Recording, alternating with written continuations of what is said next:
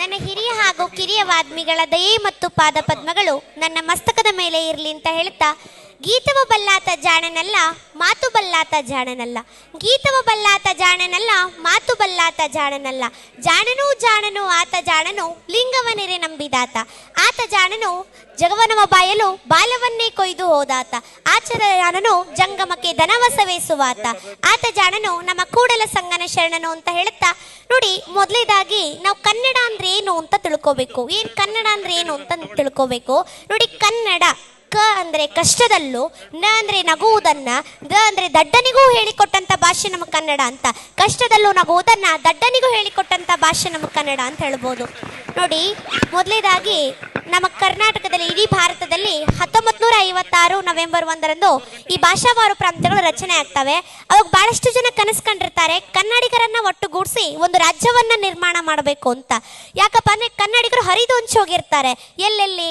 ಮದ್ರಾಸ್ ಕರ್ನಾಟಕ, ಮುಂಬೈ ಕರ್ನಾಟಕ, ಮೈಸೂರು ಕರ್ನಾಟಕ, ಕೊಡಗು ಕರ್ನಾಟಕ ಮತ್ತು ಹೈದರಾಬಾದ್ ಕರ್ನಾಟಕದಲ್ಲಿ ಈ ನಮ್ಮ ಕನ್ನಡಿಗರು ಹರಿದು ಹಂಚಿ ಹೋಗಿರುವಾಗ ಎಲ್ಲ ಕನ್ನಡಿಗರನ್ನ ಒಟ್ಟುಗೂಡಿಸಿ ಒಂದು ರಾಜ್ಯವನ್ನ ನಿರ್ಮಾಣ ಮಾಡಬೇಕು ಅಂತ ಬಹಳಷ್ಟು ಜನ ಕನಸ್ಕೊಂಡಿರ್ತಾರೆ.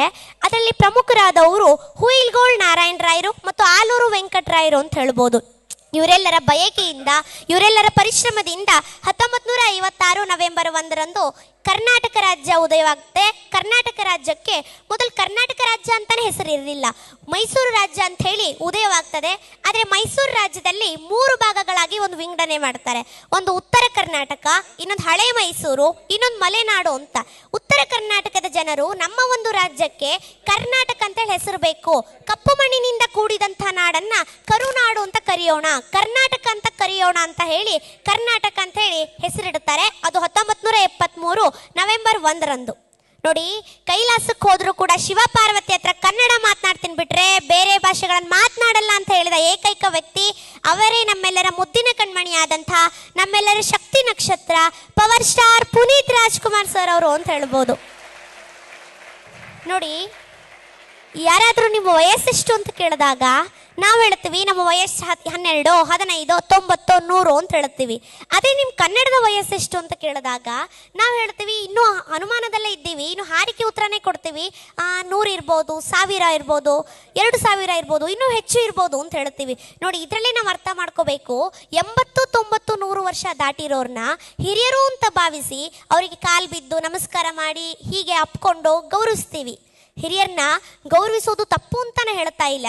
ಹಿರಿಯರ್ ಕಂಡ್ರೆ ಗೌರವಿಸಲೇಬೇಕು, ಹಿರಿಯರ್ ಕಂಡ್ರೆ ತಲೆ ಬಾಗಲೇಬೇಕು. ಯಾಕಪ್ಪ ಅಂದ್ರೆ ನಮ್ಮ ಭಾರತ ಹೇಳಿಕೊಟ್ಟಂತ ಸಂಸ್ಕೃತಿನೇ ಅಂತದ್ದು ಅಂತ. ಭಾರತ, ಬಾ ಅಂದ್ರೆ ಬಾಗುವುದು, ರ ಅಂದ್ರೆ ರಕ್ತಗತವಾದ, ತ ಅಂದ್ರೆ ತತ್ವ ಅಂತ. ಬಾಗುವುದು ರಕ್ತಗತವಾದಂತಹ ತತ್ವ ಅಂತ. ಹಿರಿಯರ್ ಕಂಡ್ರೆ ತಲೆ ಬಾಗಲೇಬೇಕು. 80, 90 ವರ್ಷ ದಾಟಿರೋರಿಗೆ ನಾವು ಅಷ್ಟು ಗೌರವಿಸಬೇಕಾದಾಗ ನಮ್ಮ ಕನ್ನಡ 100 ಅಲ್ಲ, 1000 ಅಲ್ಲ, 2000 ಅಲ್ಲ, 2000ಕ್ಕೂ ಹೆಚ್ಚು ಇತಿಹಾಸವನ್ನು ಹೊಂದಿರುವಂಥ ನಮ್ಮ ಕನ್ನಡ ಭಾಷೆಗೆ ಇನ್ನಿಷ್ಟು ನಾವು ಗೌರವಿಸಬೇಕು ಅಂತ ಹೇಳ್ಬೋದು. ನಮ್ಮ ಕನ್ನಡ ಹೇಗೆ ಹುಟ್ಟು ಬಂತು ಅಥವಾ ಹೇಗೆ ಉದಯವಾಯಿತು ಅನ್ನೋದಕ್ಕೂ ಕೂಡ ಒಂದು ಅರ್ಥ ಇದೆ. ಹೇಳ್ತಾರೆ ಹಿರಿಯರು, ಶಿವನ ಡಮರುವಿನಿಂದ ಬಂದಂಥ ಶಬ್ದಗಳನ್ನು ಪಾಣಿನಿ ಹನುಮಂತ ಎಂಬ ವಿದ್ವಾಂಸ ಅವುಗಳನ್ನು ಆಧರಿಸಿ ಸ್ವರಾಕ್ಷರಗಳನ್ನು ನಿರ್ಮಾಣ ಮಾಡಿದ್ದಾನೆ ಅಂತ. ಈ ಇಂಗ್ಲಿಷ್ ಅಂತ ತಗೊಂಡಾಗ ಎ ಆದ ನಂತರ ಬಿನೇ ಯಾಕೆ ಬರಬೇಕು, XYZ ಕೊನೆಗೆ ಯಾಕೆ ಬರಬೇಕು, ಇಂಥ ಒಂದಿಷ್ಟು ಪ್ರಶ್ನೆಗಳಿಗೆ ಇಂದು ಕೂಡ ಉತ್ತರ ಸಿಕ್ಕಿಲ್ಲ, ಸಿಗೋದಕ್ಕೂ ಸಾಧ್ಯನೂ ಇಲ್ಲ ಅಂತ. ಯಾಕಪ್ಪ ಅಂದರೆ ಇದನ್ನು ಯಾರು ಸೃಷ್ಟಿ ಮಾಡಿದ್ದಾರಲ್ಲ ಅವ್ರಿಗೂ ಕೂಡ ಗೊತ್ತಿಲ್ಲ ಎ ಆದ ನಂತರ ಬಿನೇ ಯಾಕೆ, XYZ ಕೊನೆಗೆ ಯಾಕೆ ಅಂತ. ನೋಡಿ, ಉದಾಹರಣೆ ಅಂತ ನೋಡಿದಾಗ ಭೀಮನು ದುರ್ಯೋಧನನ್ನು ಕೊಂದನು ಎಂಬ ಒಂದು ವಾಕ್ಯ ಇದೆ. ಇದನ್ನು ಹೇಗೆ ಅದರಲ್ಲಿ ಬದಲಿ ಮಾಡಿ ನೋಡಿ, ಒಂದೇ ಅರ್ಥವನ್ನು ಇದು ಕೊಡುತ್ತೆ. ಭೀಮನು ದುರ್ಯೋಧನನನ್ನು ಕೊಂದನು, ದುರ್ಯೋಧನನನ್ನು ಭೀಮನು ಕೊಂದನು, ಭೀಮನು ಕೊಂದನು ದುರ್ಯೋಧನನನ್ನು, ದುರ್ಯೋಧನನನ್ನು ಕೊಂದನು ಭೀಮನು ಅಂತ. ನೋಡಿ, ಹೇಗೆ ಅದರಲ್ಲಿ ಬದಲಿ ಮಾಡಿ ನೋಡಿದ್ರು ಕೂಡ ಇದು ಒಂದೇ ಅರ್ಥವನ್ನು ಕೊಡುತ್ತೆ. ಅದೇ ಇಂಗ್ಲಿಷ್ನಲ್ಲಿ ಭೀಮಾ ಕಿಲಡ್ ದುರ್ಯೋಧನ ಅಂತಿದೆ, ಸ್ವಲ್ಪ ಬದಲಿ ಮಾಡಿ ನೋಡಿ ಏನಾಗುತ್ತೆ, ದುರ್ಯೋಧನ ಕಿಲಡ್ ಭೀಮಾ ಅಂತ ಆಗುತ್ತೆ. ಒಂದು ಶಬ್ದವೂ ಉಲ್ಟಾ ಆದರೆ ಇಡೀ ಮಹಾಭಾರತನೇ ಉಲ್ಟಾ ಆಗ್ಬಿಡುತ್ತೆ ಅಂತ. ಇದು ನಮ್ಮ ಕನ್ನಡ ಭಾಷೆಗಿರುವಂಥ ತಾಕತ್ತು. ನೋಡಿ, ಇದಷ್ಟೇ ಅಲ್ಲದೆ ನಾವು ಹೊರಗೆ ಹೋಗೋ ಸಂದರ್ಭದಲ್ಲಿ ಬಾಗಿಲು ಹಾಕೋ ಅನ್ನೋ ಬದಲು ಡೋರ್ ಹಾಕೋ ಅಂತೀವಿ. ನಾವು ಬರೋದು ಸ್ವಲ್ಪ ತಡ ಅನ್ನೋ ಬದಲು ನಾವು ಬರೋದು ಸ್ವಲ್ಪ ಲೇಟು ಅಂತ ಹೇಳ್ತೀವಿ. ಹೀಗೆ ನಾವು ಕನ್ನಡಾಂಗ್ಲವನ್ನು ಮಾತನಾಡ್ತಾ ಇದ್ದರೆ ಸಂಪೂರ್ಣವಾಗಿ ಕನ್ನಡ ಉಳಿಸೋದು ಯಾವಾಗ? ಸಸ್ಯಗಳಿಗೆ ಎಣ್ಣೆ ಹಾಕಿ ಬೆಳೆಸೋಕ್ಕಾಗಲ್ಲ, ದೀಪಗಳಿಗೆ ನೀರು ಹಾಕಿ ಬೆಳಗಿಸಕ್ಕಾಗಲ್ಲ. ಅದೇ ರೀತಿ ನಮ್ಮ ಕನ್ನಡವನ್ನು ಕೂಡ ಯಾವುದೋ ಇಂಗ್ಲಿಷ್ನಲ್ಲೋ ತಮಿಳ್ನಲ್ಲೋ ಮಾತನಾಡಿ ನಮ್ಮ ಕನ್ನಡವನ್ನು ಬೆಳೆಸಕ್ಕಾಗಲ್ಲ. ನಮ್ಮ ಕನ್ನಡವನ್ನು ಬೆಳೆಸಬೇಕು ಅಂತ ಏನಿದ್ರೆ ಕನ್ನಡದಲ್ಲೇ ಮಾತನಾಡಬೇಕು ಅಂತ. ನೋಡಿ, ಇದಷ್ಟೇ ಅಲ್ಲದೆ ನಾವು ಅಮ್ಮನ ಹತ್ರ ಹೋಗಿ ಅಮ್ಮ ನೀರು ಅಂದ್ರೆ ಏನು ಅಂತ ಕೇಳಿದಾಗ ಆಕೆ ಹೇಳ್ತಾಳೆ, ಅದು ತೀರ್ಥ, ಅದು ಅಮೃತ. ನೀರು ಅಂದರೆ ಭಾಗೀರಥಿ, ನೀರು ಅಂದರೆ ಗಂಗೆ ಅಂತ ಹೇಳ್ತಾಳೆ. ಅದೇ ಶಿಕ್ಷಕರು ನಮಗೆ ಕಲಿಸ್ಕೊಡ್ತಾರೆ ನೀರು ಅಂದರೆ H2O ಅಂತ. ನಾವೇ ವಿದ್ಯಾರ್ಥಿಗಳಿಗೆ ಮನೆಗೆ ಬಂದು ಅಮ್ಮ ಬಾಯಾರಿಕೆಗಿದೆ ಒಂದು ಲೋಟ ನೀರು ಕೊಡು ಅಂತೇವೆ ಹೊರತು ಒಂದು ಲೋಟ H2O ಕೊಡು ಅಂತ ಕೇಳೋದಿಲ್ಲ. ನಾವಷ್ಟೇ ಅಲ್ಲ, ನಮಗೆ ಕಲಿಸಿದಂಥ ಗುರುಗಳು ಕೂಡ ಮನೆಗೆ ಹೋಗಿ ಅಮ್ಮ ಬಾಯಾರಿಕೆ ಆಗಿರಲಿ ಒಂದು ಲೋಟ H2O ಕೊಡು ಅಂತ ಕೇಳೋದಿಲ್ಲ, ಅಮ್ಮ ಒಂದು ಲೋಟ ನೀರು ಕೊಡು ಅಂತಾನೆ ಕೇಳೋದು ಅಂತ. ವಿಜ್ಞಾನ ಯಾವಾಗ ಹುಟ್ಟು ಬಂದಿತ್ತಲ್ಲ ಅವಾಗಲೇ ಹುಟ್ಟಿ ಬಂದಿರೋದು ಈ H2O ಅನ್ನೋ ಪದ. ಆದರೆ ಅಮ್ಮ ನೀರು ಕೊಡು ಅನ್ನೋ ಒಂದು ಸಂದರ್ಭದಲ್ಲಿ ಅಮ್ಮ ಒಂದು H2O ಕೊಡು ಅಂತ ಕೇಳೋದಿಲ್ಲ ಅಂತ.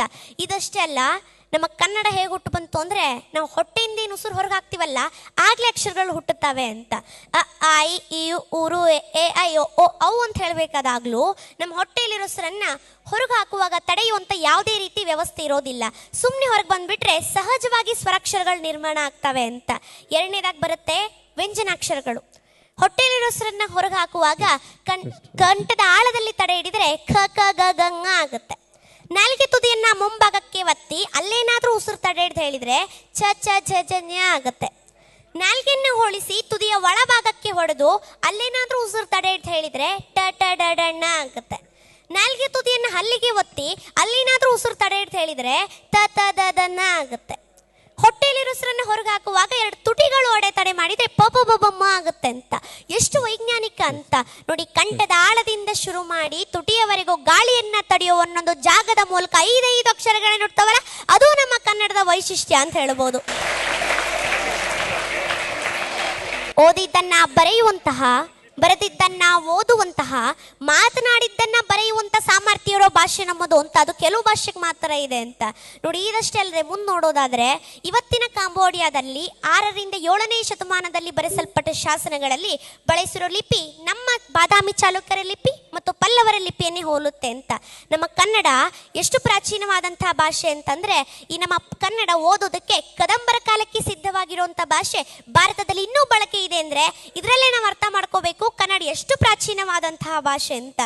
ಈ ಇಡೀ ಪ್ರಪಂಚದ ಲಿಂಕ್ ಲ್ಯಾಂಗ್ವೇಜ್ ಆಗಿರುವಂಥ ಇಂಗ್ಲೀಷ್ಗಾಗಲಿ, ಭಾರತದಲ್ಲಿ ಹೆಚ್ಚಾಗಿ ಮಾತನಾಡುವಂಥ ಹಿಂದಿಗಾಗಲಿ ಸ್ವಂತ ಲಿಪಿ ಇಲ್ಲ ಅಂತ ನೋಡಿ. ಇಂಗ್ಲೀಷು ಲ್ಯಾಟಿನ್ ಲಿಪಿಯನ್ನು ಬಳಸಿ ಬರೆದ್ರೆ ಹಿಂದಿ ದೇವನಾಗರಿ ಲಿಪಿಯನ್ನು ಬಳಸಿ ಬರೀತಾರೆ. ಇದೆಲ್ಲದರ ನಡುವೆ ನಮ್ಮ ಕನ್ನಡ ತನ್ನದೇ ಆದಂಥ ಒಂದು ಲಿಪಿಯನ್ನು ಇಟ್ಟು ಅಗ್ರಪಂಕ್ತಿಯಲ್ಲಿ ನಿಲ್ಲುತ್ತಲ್ಲ, ಇದು ನಮ್ಮ ಕನ್ನಡದ ತಾಕತ್ತು ಅಂತ ಹೇಳ್ಬೋದು.